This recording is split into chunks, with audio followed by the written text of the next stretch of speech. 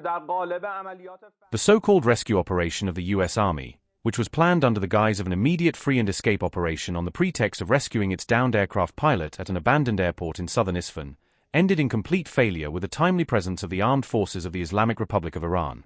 Following prior information and further examinations by experts present at the scene, it was determined that 2 C-130 military aircraft and 2 Black Hawk helicopters of the U.S. Army were destroyed through the fulfillment of promise and help of Almighty God, as well as the sacred wrath of the soldiers of Islam and the powerful armed forces. This action increased the level of repeated failures of the U.S. Army. It became clear to all that the cowardly and defeated U.S. Army, in this imposed war, is not considered a dominant or superior force in the face of the divine will of the Iranian armed forces. Following this glorious and victorious operation, the defeated U.S. president, hastily and falsely, through psychological warfare, tries to escape from the scene of defeat and, like in the past, continues his absurd claims and deflections. Although the reality of the battlefield itself demonstrates the superiority of the powerful armed forces of the Islamic Republic of Iran.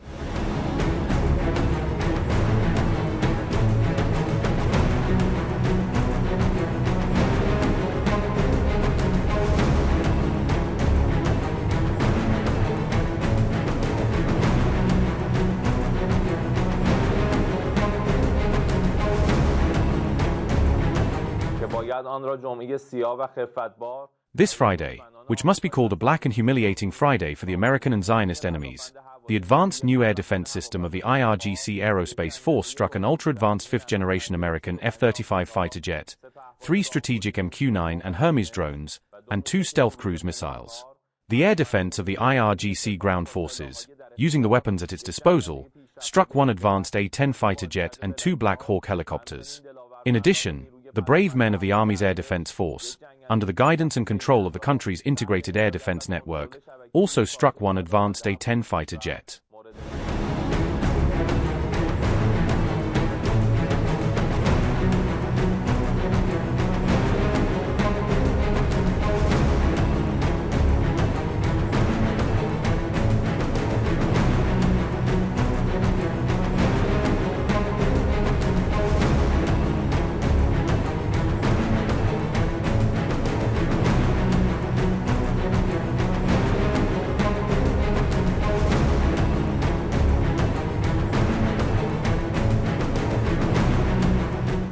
We totally obliterated those nuclear sites.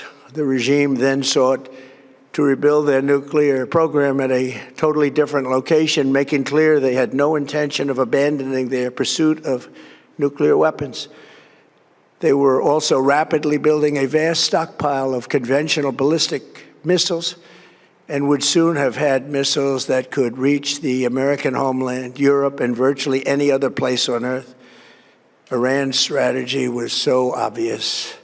They wanted to produce as many missiles as possible, and they did, with the longest range possible, and they had some weapons that nobody believed they had. We just learned that out. We took them out. We took them all out so that no one would really dare stop them. And their race for a nuclear bomb, a nuclear weapon like nobody's ever seen before. They were right at the doorstep. For years, everyone has said that Iran cannot have nuclear weapons, but in the end, those are just words if you're not willing to take action when the time comes. As I stated in my announcement of Operation Epic Fury, our objectives are very simple and clear. We are systematically dismantling the regime's ability to threaten America or project power outside of their borders. That means eliminating Iran's Navy, which is now absolutely destroyed, hurting their Air Force and their missile program at levels never seen before, and annihilating their defense industrial base. We've done all of it. Their Navy is gone, their Air Force is gone, their missiles are just about used up or beaten. Taken together, these actions will cripple Iran military, crush their ability to support terrorist proxies, and deny them the ability to build a nuclear bomb. Our armed forces have been extraordinary. There's never been anything like it militarily. Everyone is talking about it, and tonight I'm pleased to say that these core strategic objectives are nearing completion.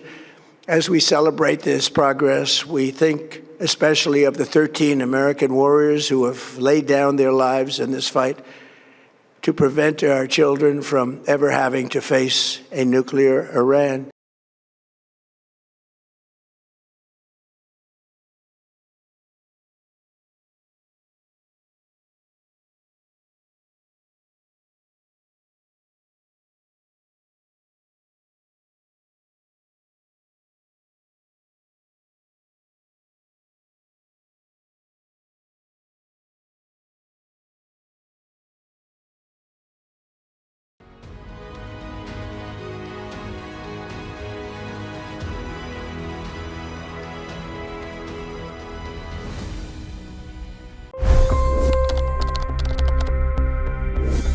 $25 crore गरीब गरीबी को परास्त करके बाहर निकले।